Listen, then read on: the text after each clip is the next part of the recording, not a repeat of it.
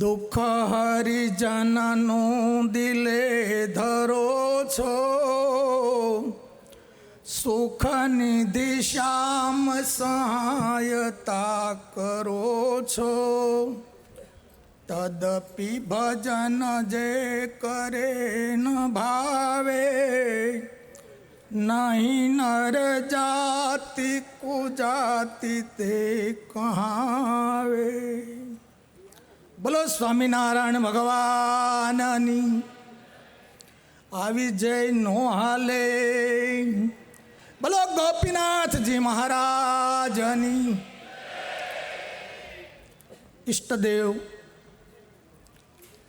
સર્વા ઉપરી સર્વ પર સર્વ અવતારના અવતારી એવા આપણા ઈષ્ટદેવ ભગવાન સ્વામિનારાયણ તથા વ્યાસાસને બિરાજી સત્સંગી જીવન કથાનું પાન કરાવી રહેલા એવા નવયુવાન અમારા અતિ સ્નેહી નિત્ય સ્વરૂપ સ્વામી, એમની ઉપમા કોને આપવી? આગલી હરોળમાં બેઠેલા દરેક સદગુરુ સંતો, હું તમને એક વચનામૃતની વાત કરું. મહારાજે વચનામૃતમાં એવું લખ્યું છે કે 10 મણની તરવાર હોય, એની ઉપરથી અનુમાન થાય કે આ તરવારનો ઉપાડનારો કેટલો મજબૂત હશે. તો આપણને શંકા થાય કે 10 મણની વળી તરવાર હોતી હશે. હમણાં આજે અમારા એક સાધુ, અમારા શાસ્ત્રીએ મને મોબાઈલમાં બતાવ્યું, ગુરુ જુઓ આ અવશેષો મળ્યા, એમાં પંચધાતુની તરવાર, સોનું ચાંદી રૂપ એવી પણ મળી આવી અને એનું વજન છે 15 મણ. હવે આનું એક તરવારની ઉપાડનારો કેવડો હશે? એમ આપણે જોઈએ તો સરદાર મંદિર, આ મહુવા મંદિર, ભાવનગરમાં ચાલેલું કામ થયેલું મંદિર, જગન્નાથપુરીમાં મોટી જગ્યા મેળવી 35 એકરમાં મોટું મંદિર થવાનું છે. આ બધું કાર્ય જોતા એમ થાય કે આ કાર્યના કરનારામાં શક્તિ કેટલી છે. એક વખત જોરદાર તાળીથી વધાવો, આવી ઢીલી પોચી તાળી ન હાલે. અમે બપોરે ઠાકોર જમાડીને ઊભા થયા.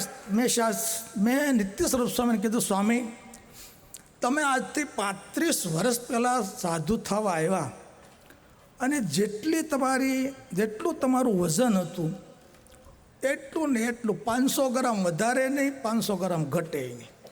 વર્ષ થયા 35-40, એવું ને એવું શરીર છે. કેટલી મહેનત, કેટલી દોડાદોડી.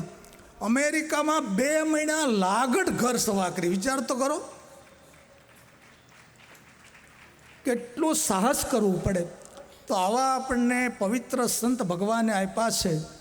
તો દરેક ભક્તો એવો સંકલ્પ કરજો કે સ્વામીનું સ્વાસ્થ્ય સારું મહારાજ રાખે અને આવા કાર્યો કરતાં કરતાં 105 વર્ષ મહારાજ આ પૃથ્વી ઉપર એમને રાખજો. કારણ કે મહારાજે વચનમાં લખ્યું છે કે ધાર્યું આ સભાનું થાય છે. આ સભા જેવો સંકલ્પ કરે એવું તરત ફળીફૂત થાય છે. માટે દરેક ભગવાનના, આપણે શાસ્ત્રી સાંભળ્યું હતું કે આગળ ભામાસા અને એવા મોટા મોટા ધનાઢ્યો દાન આપનારા થઈ ગયા, તો એ ભામાસા હજી વયા નથી ગયા, બેઠા છે બધા આગલી હરોળમાં. પોતાની સદલક્ષ્મી પરસેવાથી પાડી મહેનત કરી અને કરોડો રૂપિયાનું દાન કરવું એ કાંઈ નાની માનો ખેલ નથી. ખાવાનું, ખવડાવવાનું, ઘોડે ચડવાનું, ના મર્દોનું કામ નથી. એમાં મર્દાનગી જોઈ. પૈસા તો ઘણાની પાસે હોય, પણ છૂટવું એ બહુ અઘરું છે. સદલક્ષ્મી જો તમારી પાસે આવી હોય તો જ તમને સત્કાર્યમાં વાપરવાનો સંકલ્પ થાય, નહીં તો લક્ષ્મીને વાપરવાના ઘણા ઠેકાણા છે. માટે તમને યજમાનોને ખૂબ ખૂબ ધન્યવાદ કે તમારી સદલક્ષ્મી સ્વામીના એક ઈશારાથી તમે વાપરો છો. ભગવાન તમને એ વાપરેલું નથી, વાવેલું છે. અનંત ઘણું કરીને પાછું આપે છે. ભગવાન સ્વામિનારાયણ એવા કાંઈ મહારાજ કે અમારે તો લોભ છે જ નહીં. શ્રીજી મહારાજ તો અઢળક ઢળી જતા. એક સામાન્ય બાબત હોય તો મહારાજ ઘણીવાર એક છોકરો આવ્યો કોળીનો સીબડું લઈને, તો મહારાજને સીબડું બહુ ગમી ગયું. લાધા ટક્કરે કે લાધા ટક્કર અને 5 રૂપિયા આપો. લાધા ટક્કર વિચાર કે મારા 2 પૈસાનું સીબડું 5 રૂપિયા આપવા, એમ કરો 10 રૂપિયા આપો. તો લાધા ટક્કર પાછું કે મારે 10 રૂપિયા, એમ કરો 20 રૂપિયા આપો.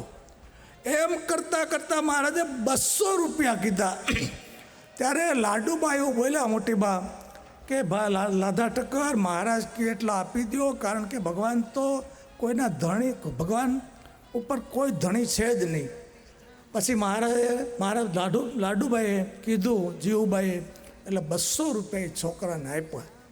પણ લઈને બારો નીકળો એટલે કાઠી દરબારો પાછળ ગયા. છોકરાને કહે છોકરા શીબડાના ક્યાં 200 રૂપિયા હોય લઈ પાછા, અને 10 શેર તને ઝાર લઈ દઈએ. 10 શેર દુકાનથી ઝાર લઈને આપી છોકરાને વળાયો. પછી મહારાજે શું કીધું ખબર છે કાઠી દરબારોને? મહારાજ કે છોકરાને છેતર્યો, પૈસા પડાવી લીધા, પણ અમે એને અમારું અક્ષરધામ આપશું, ત્યાં તો તમે કોઈ આડા નહીં ફરો ને. આવા ભગવાન દયાળુ છે. બધા યજમાનો ઉપર ખૂબ ખૂબ ભગવાન રાજી થાય, અને વક્તા ઉપર તો મહારાજ અનરાધર વર્ષાર છે. અને વક્તાને મેં ઘણીવાર કીધું કે તમે આટલી દોડાદોડી કરો, ઉજાગરા કરો, તમે થાકતા નથી? તો કે ના સ્વામી, બધા સંતો અને રાજી છે હરિભક્તો, એટલે મારું ગાડું હાલે છે. નહીંતર આપણે તો એક રાતનું ઉજાગરો કરવો હોય તો થાકી જવાય. માટે ભગવાનનું બળ લઈ અને આગળ વધે છે. મહારાજને પ્રાર્થના કરી, મહારાજ તમે એમને આવીને આવી ધગશ, આવા આવા કાર્ય કરવામાં ખૂબ સહાયતા કરજો, સાથે રહેજો. એટલું કહી વીર હું સહજાનંદ સ્વામી મહારાજ.